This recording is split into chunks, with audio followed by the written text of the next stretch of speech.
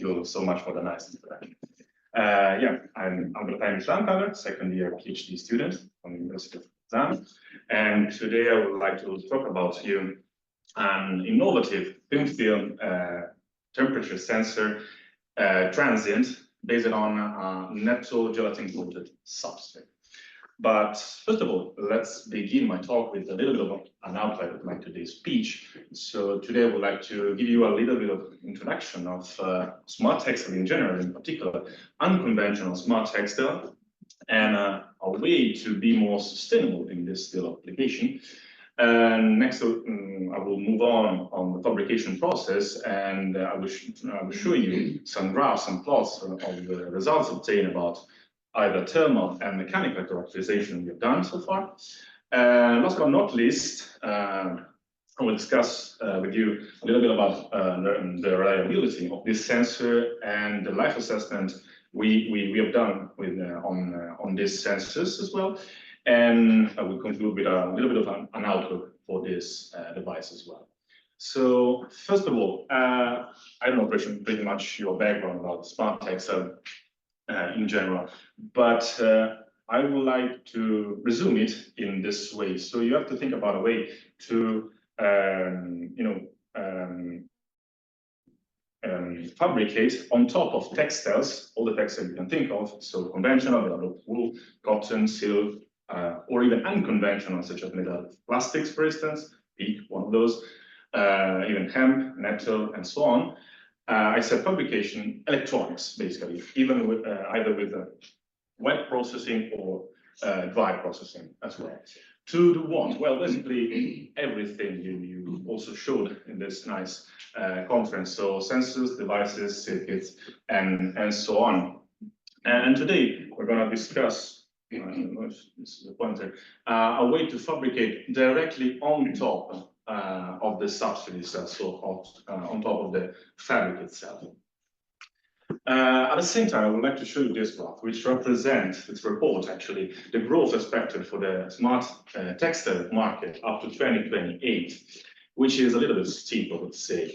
And at the same time as well, I would like to remind you that we're still polluting our ocean with 190,000 tons microplastic every year. And I would like to focus that the 20% of this number is strictly related to the textile industry as well. Because even if the 95% of the textile which are sold into the market are declared as fully recyclable, the 85% of them are still done with landfills. So the question now comes out very easily, how to tackle this problem, how to try to be more sustainable. Well, we asked it ourselves, and we try to answer it in this way. Try to use more sustainable green with a low food carbon print and less use of water in their fabrication process materials such as nettle, and more easy recyclable material and non-effective like gelatin, for instance. And last but not least, the use of fundamental minerals such as zinc for the fabrication of the proposed devices. One last issue I would like to present to you is the following. If you have a look at very close to the fabric itself, you want to see it's not properly very smooth and flat substrate. But as you can see here, it's a mixture of valley and hills with a lot of holes within. So the question is how to make a thin film fabrication process on top of it. You're going to face a lot of discontinuity. The layer is not conducting at all. So basically what we have done, we decided to implement a planarization layer, the one we made based on gelatin, to let us fabricate a thin film directly on top of this and have a smooth and continuously conducting layer. So here's the fabrication we've done so far. So in a beaker, we mixture at 60 degrees on a hot plate, gently stirring water, gelatin, glycerol. And in the meantime, we preparate our substrate, which is a 100% based nettle fabric provided by an Italian company, which is 20 by 20 millimeters square. Then we, after 2 hours of steering, we soaked our fabric inside the gelatin solution and let it dry for an overnight, resulting in an absorption rate of 0.3 milligram per millimeter square. And last but not least, we made a custom-made vinyl tape mask to better have adhesion on top of the substrate itself. And we spotted 100 nanometer zinc on top of these devices. We decided to use this technique to not destroy the substrate in other fabrication processes, such as evaporation, for instance. And gently remove the tape mask, and this is how it looked basically. Then we decided to, for a better contact on the pads, we implement silver ink, and we tape it with a copper tape on top.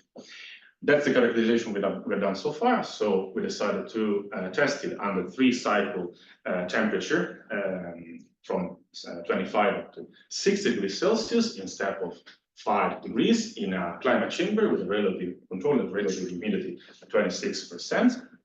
And after that, we decided to take the very last value for reliability reason to calibrate the sensor, resulting in a sensitivity from heating and cooling of those values, which are pretty much the same value expected from the zinc spotted.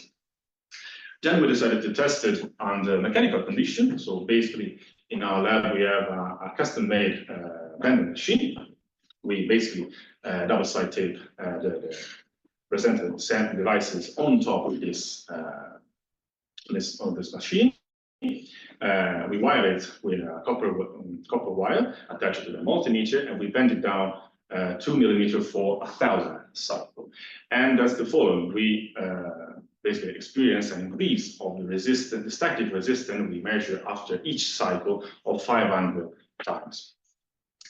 And last but not least, we decided to evaluate the life cycle of these devices as well. So what we have done so far was basically to monitor the resistance all the time while keeping the temperature in our room constant, let's say. And what we experience, as you may see here, that basically the zinc is oxidizing, and then after basically more than 10 days of monitoring, we experience a loss of content. Last but not least, we decided to evaluate the entire life of our devices, so starting from day 0, immediately after the sputtering. After 10 days, it looked like this, so pretty oxidized. Then we place it into the ionized water, and after 1 day, the sensor itself is fully disappeared, and within 24 days, so less than a month, we were fully capable to reuse the substrate at all for a fully new cycle of fabrication. So basically, that's the idea, fully recyclable devices as well. I would like to point out some optimization processes that are on the way. So basically, we would like to optimize the stretchability of the fabric itself in order to have more stretchable and not experience this increase of the resistance we got, and the wearability or conformability, for sure, because it has to be something conformable and wearable somehow in the future. But at the same time, we would like to optimize the gelatin as well, so try to have a more breathable substrate, trying to more place the, as I mentioned, a little bit of droplets all around the substrate, so not soak the entire substrate as well into gelatin, but a little bit more with the flexibility of the planarization layer as well, so improve the amount of glycerol, for instance, and last but not least, improve the device durability. And with this, I conclude, and thank you so much for your attention.